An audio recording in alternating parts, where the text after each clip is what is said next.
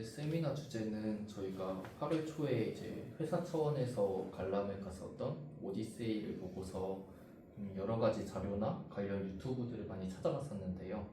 거기서 이제 뭐 그리스 로마 신화에 대한 이야기도 있고 원작인 오디세이아에 대한 이야기도 있어서 뭐 되게 흥미롭게 많이 찾아봤습니다. 그리고 이게 저희가 개봉일에 보러 갔었는데 평일 점심시간임에도 불구하고 만석인 것을 보고서 거의 뭐 한 700만 원 찍겠는데 막 그런 식으로 농담 삼아 얘기를 했었는데 오늘 날짜로 보니까 그 관객수가 750만이더라고요. 너무 하네, 너무 하네. 이제 3주 차인데도 그 정도니까 뭐 지금 그것도 그렇고 또 용산의 아이맥스는 뭐 일주일 후까지 다 봤는데 다 이제 아이맥스 가는 그 매진돼 있어가지고 한 좌석 두 좌석밖에 없는 뭐 그런 상황이더라고요. 그래서 뭐 800만 원 당연히 넘을 것 같은 뭐 그런 기세로 지금 달려가고 있습니다. 그래서 뭐 그 요거 찾아보면서 영화 내용 자체를 뭐 안 보신 분도 계실 테니까 그거를 스포하는 건 아니고 이제 놀란 감독이 되게 좋아하는 이 아이맥스에 대해서도 그 아이맥스 주제로 한 이런 자료들도 많이 있어가지고 좀 그런 것들을 정리한 세미나를 준비를 했습니다. 그래서 네, 시작해 보겠습니다. 먼저 한 가지 좀 그 흥미로운 사건이 하나 있었는데요. 이제 2025년 7월 17일에 미국의 몇몇 극장에서 표를 팔기 시작했습니다. 이제 개봉일보다 정확히 1년 앞선 시점이었습니다. 이때 상황을 정리해 보면 아직 촬영도 끝나지 않았고 예고편도 공개되지 않았습니다. 그래서 세상 누구도 이 영화를 단 한 프레임도 보지 못한 상태였습니다. 그런데 이제 그 표를 팔리자마자 매진이 되는 그런 상황이 되었습니다. 정확히 얼마나 팔린지는 모르나요? 뒤에도 나오겠지만 이게 70mm 영화 상영관이라고 있는데 거기에 있는 아이맥스관은 다 매진된 상황이에요. 그래서 아이맥스. 그래서 그게 규모도 엄청 크더라고요. 뒤에서 한번 다시 말씀드리겠습니다. 그래서 사실 저는 이 사건이 되게 흥미롭게 느껴졌습니다.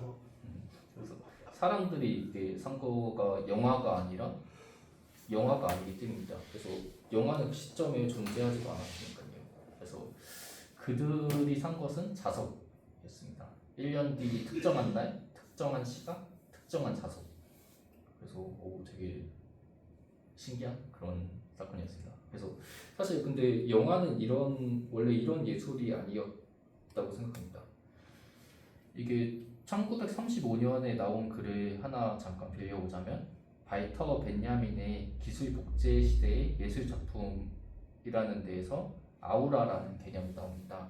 아우라는 예술 작품이 지금 여기 단 하나로 존재한다 라는 사실에서 나오는 권위입니다. 성당에 있는 제단화 앞에 서려면 성당까지 걸어가야 하는 것처럼 말입니다. 그래서 그 수고로움과 일회성이 작품의 신성을 부여한다는 이야기입니다. 그런데 벤야민은 이렇게 말합니다. 사진과 영화는 그 아우라를 살해했다. 왜냐하면 필름은 무한히 복제될 수 있고 어느 극장에 들어가든 똑같이 상영되기 때문입니다. 그러니까 영화는 원본 없이 태어난 최초의 예술이라고 말할 수도 있는 겁니다. 그런데 그로부터 90년이 지난 지금 이상한 일이 벌어지고 있습니다. 사람들은 영화 한 편을 보겠다고 비행기를 타고 다닙니다. 예를 들어서 피츠버그에서 로스앤젤레스로 원정을 떠난 관객들도 많다고 하고 뉴욕타임스에서는 시네필들이 70mm 필름을 보려고 여행을 떠난다는 기사도 냈습니다. 아이맥스 CEO도 대륙을 건너 팬들이 날아오고 있다고 이렇게 얘기를 했습니다. 그 앞에서 말한 영화가 죽였다는 그 아우라가 복제 가능한 예술에서 다시 살아나고 있는 겁니다. 옛날에 성당까지 걸어가던 그 수고로움이 부활하고 있습니다. 이 역설의 한가운데 크리스토퍼 놀란이 있고 아이맥스가 있습니다. 그래서 오늘은 질문 3개를 들고 가겠습니다. 첫째, 놀란은 필름에서 무엇을 사는가? 둘째, 1.43대 1이라는 숫자는 무엇을 의미하는가? 셋째, 그 화면을 한국에서 볼 수 있는가? 먼저 놀란과 아이맥스의 인연부터 보겠습니다. 2008년 다크나이트입니다. 조커의 은행 강도 프롤로그를 비롯한 일부 장면을 아이맥스 필름 카메라로 찍었는데 할리우드 대작 최초 사례였습니다. 이후 다크나이트 라이즈와 인터스텔라에서 분량을 늘렸고 덩케르크는 영화 대부분을 아이맥스 필름으로 찍었습니다. 또한 오펜하이머 때는 세상에 없던 흑백 아이맥스 필름을 코닥이 새로 발명해야 했습니다. 그리고 오디세이 여기서는 이제 러닝타임 172분 전 장면을 아이맥스 필름으로 촬영했습니다. 영화사 150년에 걸쳐 없었던 사건입니다. 잠시 바로 전에 테넷이 놀란 거 맞죠? 네, 맞습니다. 테넷은 없어요. 여기서는 안 나오긴 하네요. 테넷이 2020년인가? 내내 스토리 직접 하고 가고 톰 케르크랑 오펜하이머 사이에 더 캐릭터 없다 생각했지. 3년 관계 걸지. 배트맨은 놀란 감정이 거의 실패해서 생각 많이. 그래서 이게 150년간 왜 없었냐? 그러면 이게 왜 지금까지 불가능했을까요? 이유는 단순합니다. 아이맥스 필름 카메라는 시끄럽습니다. 구동음이 너무 커서 동시 녹음이 안 됩니다. 마이크를 갖다 댈 수도 없고 게다가 아주 무겁고 필름 한 통으로 몇 분밖에 못 찍어서 수시로 갈아 끼워야 합니다. 그래서 업계에서는 오랫동안 이런 공식이 있습니다. 아이맥스 화면이란 대사 없는 스펙터클이다. 대사 장면을 찍으려면 아이맥스 필름으로 찍은 다음 후시 녹음을 하는 방법밖에 없었습니다. 제약이 그 포맷에 의하게 만들어 버린 겁니다.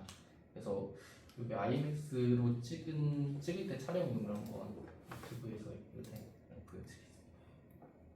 요즘 아이맥스 카메라로 영화 찍는데 이게 소음이 개쩐다고 합니다. 경험이 들어. 필름 돌아가는 소리인데 이에 대해서 배우들은 집중해야 하니 대단한 거죠.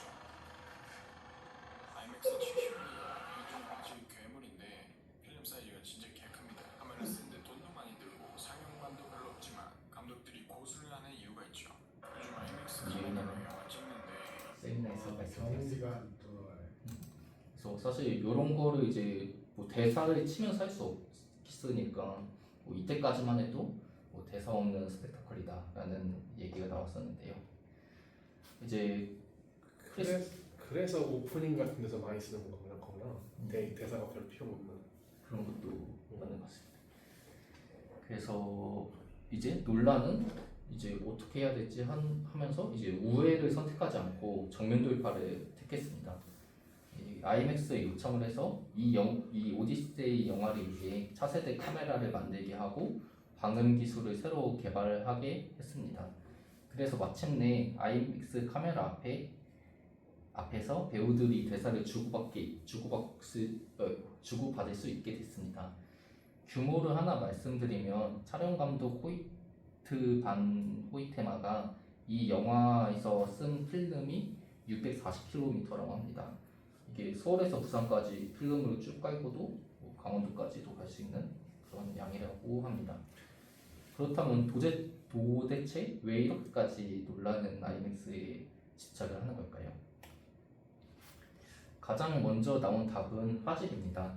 65mm 필름 한 프레임이 면적은 35mm의 약 10배이고 디지털로 환산하면 18K에 달한다는 것이 아이맥스의 주장입니다. 그런데 저는 이게 답이 아니라고 봅니다. 물론 틀린 말은 아니고 대단한 화질이긴 합니다. 하지만 디지털의 품질은 이미 충분히 훌륭합니다. 그리고 냉정하게 말해서 일반 관객 대부분은 그 차이를 구분하지 못합니다. 그러니까 논란이 필름에서 사는 것은 해상도가 아닙니다. 그럼 무엇일까요? 일단 그것을 탐구하기 전에 화면 비율 이야기를 먼저 해야 합니다. 화면비의 역사는 곧 영화가 스스로 무엇이라고 정의해왔는가의 역사이기 때문입니다. 초기 영화는 4:3 비율에 가까웠습니다. 그리고 1932년에 아카데미가 1.375대 1을 표준으로 정했습니다. 그런데 이 비율이 무너집니다. 무너진 이유는 텔레비전이 이제 가정에 들어온 사건이었습니다. 안방에 스크린이 들어온 이후에 극장은 안방이 줄 수 없는 무언가를 찾아 싸워야 했습니다. 그게 뭐였냐면 바로 넓이였습니다. 1953년 성이라는 영화가 시네마스코프 2.35대 1로 개봉하면서 와이드 스크린의 시대가 열립니다. 그 뒤 반세기 동안 영화적이다라는 말은 곧 넓다는 뜻이었습니다. 그런데 IMAX가 가진 1.43대 1은 이 역사를 정면으로 거슬립니다. 이 화면을 보시면 거의 정사각형에 가까운데요. 이게 옆으로 눕지도 않고 위로 솟은 화면입니다. 반세기 동안 쌓아 올린 넓을수록 영화적이다라는 문법을 정확히 반대로 뒤집은 비율입니다. 그런데 또 놀랍게도 이 비율이 지금 이 시점에 가장 영화적인 경험이라고 추앙받고 있습니다. 정답은 인간의 시야에 있습니다. 와이드 스크린이 확장한 것은 보여주는 대상입니다. 화면이 아무리 넓어도 관객은 여전히 그림 바깥에 있습니다. 레터박스라는 액자가 보이기 때문입니다. 반면에 1.43대 1이 의미하는 것은 다릅니다. 화면이 우리의 시야보다 크다는 뜻입니다. 위아래로 키워서 화면의 가장자리를 시야 밖으로 밀어냅니다. 그래서 좌석 안내마저 반대입니다. 일반 영화는 뒤쪽에 앉는 게 명당이라고 합니다. 그런데 IMAX는 중앙 혹은 중앙보다 조금 앞에 앉으라고 합니다. 이 화면이 한눈에 들어오면 안 되기 때문입니다. 그래서 가장자리가 사라지면 우리는 그걸 액자가 아니라 이제 곧 이게 장소라고 인식하기 시작합니다. 이건 패러다임을 바꾼 겁니다. 영화 이론이 100년 동안 써온 은유가 있습니다. 스크린은 세 개로 열린 창이다. 그런데 창이려면 창틀이 있어야 하는데 IMAX는 그 창틀을 없애버렸습니다. 창틀이 사라진 창은 창이 아니라 그냥 세 개입니다. IMAX가 파는 것은 바로 그 장치입니다. 자, 잠시만요.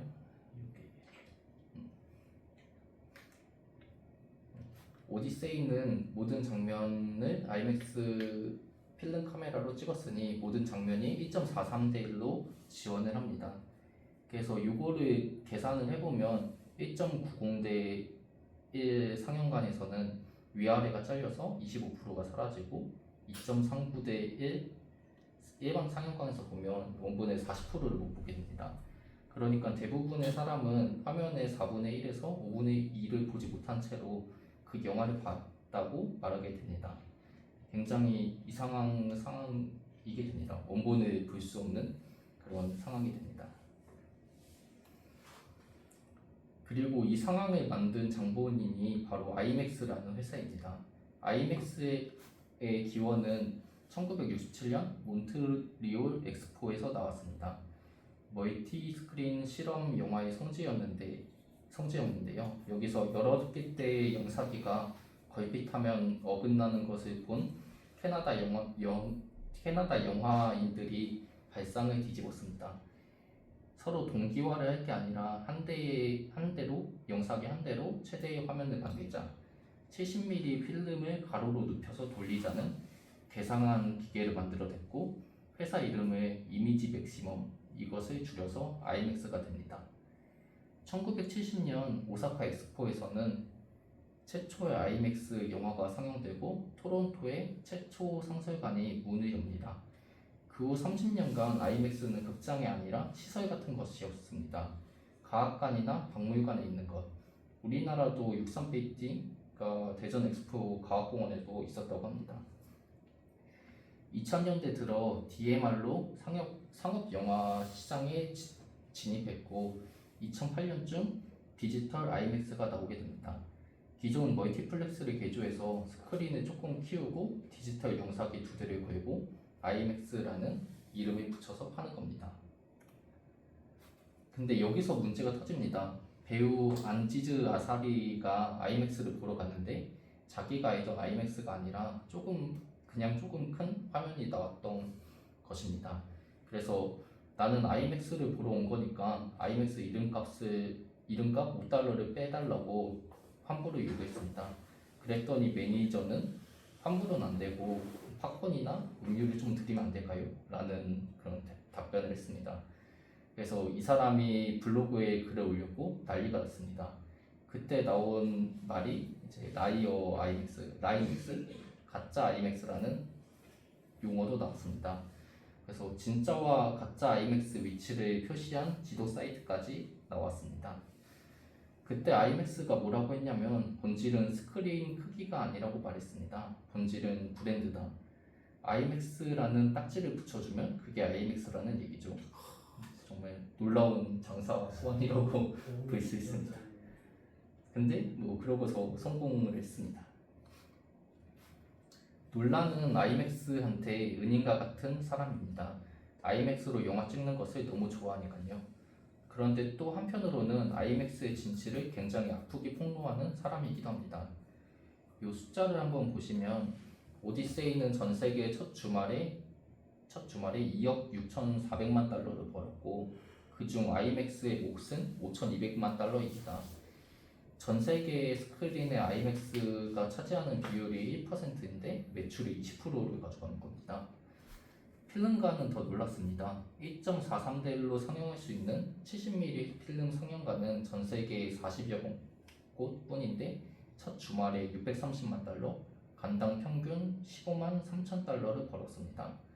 티켓 값이 28달러로 일반 간의 2배에 가까운데 전부 매진됐고 개봉 전 예매만 5천만 달러였습니다. 그래서 이거를 아까 처음에 하신 질문에 빗대어서 환산을 해보자면 이제 개봉하기도 전에 며칠치? 한 달치? 두 달치? 이런 게 다 이미 매진된 상황이라고도 볼 수 있게 됩니다.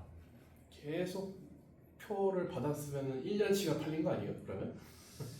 5천만 달러니까 정확히 그거는 모르겠는데 아마 엄청 많은 기간 동안 그렇게 되지 않았을까. 아니면 딱 그 중요한 가운데 있는 그 자리만 팔린 게 아닐까 하긴 하는데 제 생각에는. 그것도 그럴 수 있을 것 같습니다. IMAX가 네, 그렇습니다. 5천만 달러가 팔렸다는 거 정도 이제 나왔습니다.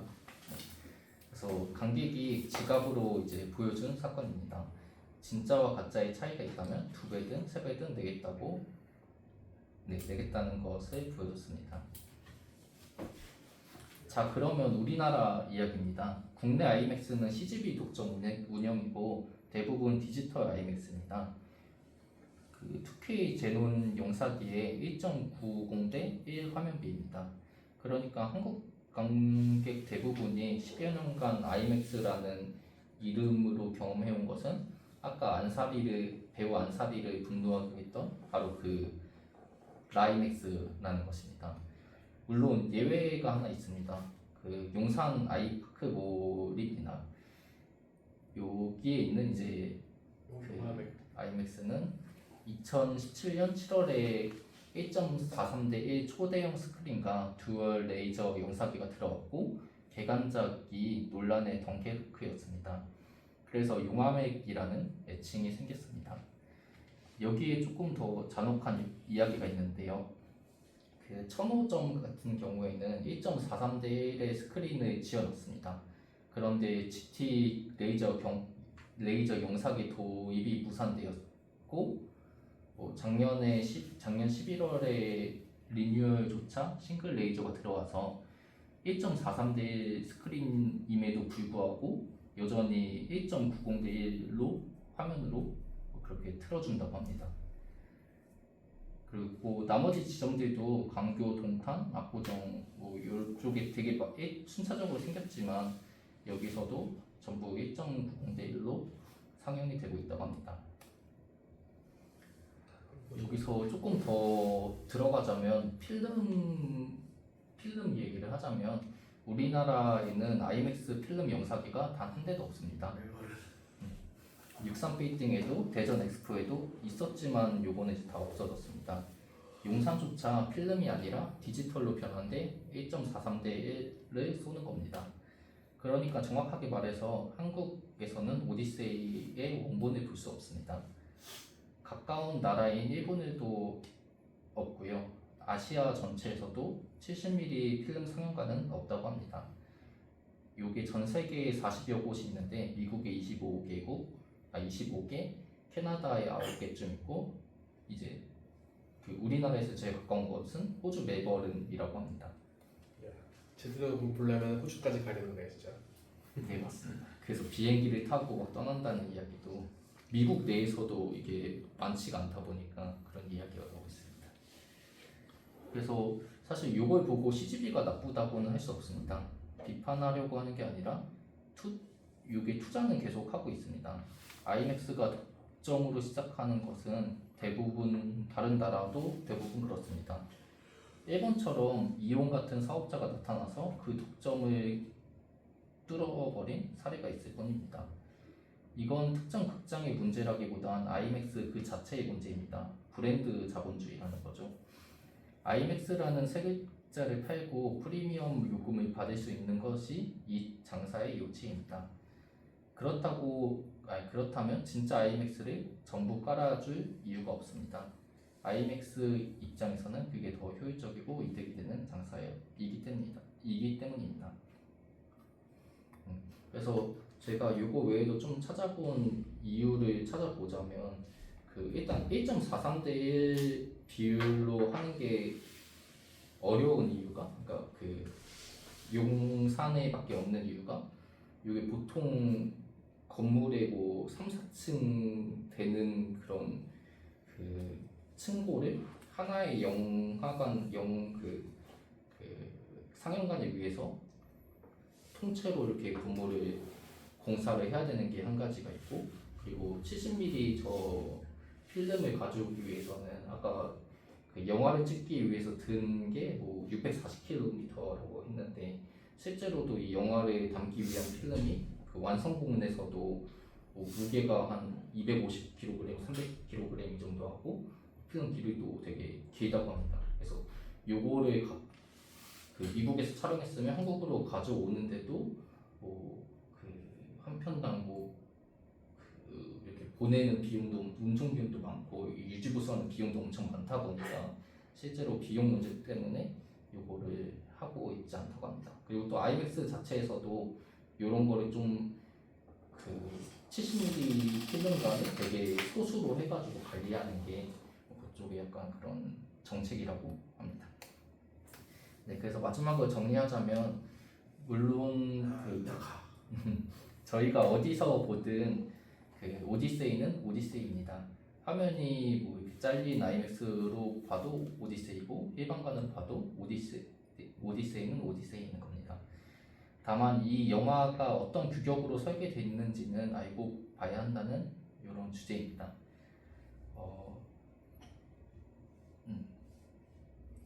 요거는 제가 영화를 좋아하는 이유는 아까 말씀드렸듯이 영화가 아우라를 해체했기 때문입니다. 예술이 성당에 나와서 대중의 것이 됐다고 말할 수 있는 게 영화였다고 생각했습니다. 그런데 오디세이는 제가 좋아한 그 영화라는 예술의 정반대에 서 있습니다. 기술 복제가 살해했다던 아우라를 다시 되살려놨으니까요. 호메로스의 오디세이아가 기안의 이야기를 하듯이 이것도 결국 과거로의 획이 위대했던 예술로의 기안일지 모릅니다. 스크린 수로 보면 우리나라는 세계적으로 굉장히 풍요롭습니다. 그런데 경험의 깊이로 따지면 영화관은 용암의 단 하나뿐이라고 합니다. 이게 지금 한국 영화 산업의 정직한 추상인 것입니다. 마지막으로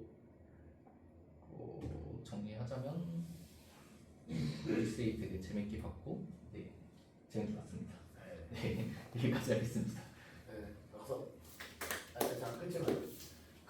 유튜브 가서 검색을 강타하는데 유튜브 창 아무거나 떠 있는 데 그냥 가가지고 검색을 영어로 IMAX 한 칸 띄고 오디세이 비교 한 칸 띄고 비교 쇼츠가 하나 뜰 거야. 이거 맨 좀 한번 이거 한번 보시죠. 소장님. 그러니까 이게 일반관에서 우리가 보는 게 이런 위아래 높이야. 근데 이게 용암액으로 만약 가면 위아래가 저렇게 돼. 위아래로 그러니까 바다씬이 특히 오른쪽 지금 저기 일반관이고 느낌이 있어. 그러니까 일반관은 위아래를 잘랐어. 이렇게. 그러니까 이런 장면이 있어요. 우리 필터. 동굴에서도 사실 위아래로 엄청 큰 동굴이 조금 잘려 보였다고. 이런 느낌이 하고 있어. 얘도 잠깐 멈추. 내가 그 용암액을 가본 적이 언제 있냐면 건담 지쿠악스를 용암액에서 봤거든. 근데 그때도 가운데 앞쪽은 예매를 못했고 맨 뒤 구석탱이에서 그랬는데 화면이 진짜 커. 그리고 아까 말한 것처럼 이거는 건물을 거기에밖에 지어야 돼. 그러니까 일반 빌딩 2개, 3개씩 써가지고는 안 되고 건물을 지을 때 그냥 그거 설계를 그렇게 해야 되니까 몇 개 없을 것 같고. 아 그리고 나도 영화 많이 보는 사람 듣다 보니까 그러네. 그러니까 보통 난 항상 맨 뒤에 앉거든. 일부러. 그렇게 함으로써 이 영화가 약간 액자처럼 보이는 걸 내가 선호했던 것 같아. 근데 아까도 잠깐 나왔지만 일반 상영관에서는 맨 뒤가 제일 정석인 거 맞아요. 그렇지. 그러니까 뭐 어떻게 되냐면 이런 프레임 안에 있는 영화를 내가 밖에서 구경하는 느낌으로써 뭔가 좀 이렇게 그런 느낌. 그러니까 우리가 이제 동물원에 가도 이제 잘 생각해 보면은 유리창이 있고 원숭이가 그 프레임 안에 있는 식의 뷰가 좀 돼 보이거든. 탁 트인데 원숭이가 있는 거보다. 그러면서 뭔가 내가 관찰자로서 이렇게 되는 게 있는데 방금 말한 것처럼 이렇게 시야가 위아래로 덮어버리면은 내가 들어가는 그게 되잖아. 그래서 그래도 되게 다르겠다 뭐 생각이 들어서 이게 상당히 그리고 우리가 예술 작품이라는 게 그러니까 피아노 연주도 그렇잖아. 딱 그 순간에만 그 연주가 있잖아. 지나면 또 다른 연주고. 그러니까 예술 작품이라는 게 좀 그런 순간 공간적인 어떤 특수성 그게 밸류였는데 사실 영화는 이제 컨트라프 이러면서 그걸 깬 건데 또 오히려 또 이걸 원하는 사람들도 있는 거잖아. 그러니까 그런 원본을 보고 싶어. 원본을 보고 싶어. 많은 걸 생각하게 되는 아주 좋은 세미나였습니다. 그리고 이것도 뭐 비슷한 거긴 한데 이게 화면 비교를 이거 보자.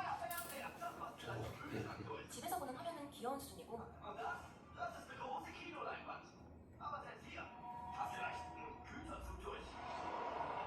일반 영화관도 작아 보이는 느낌인데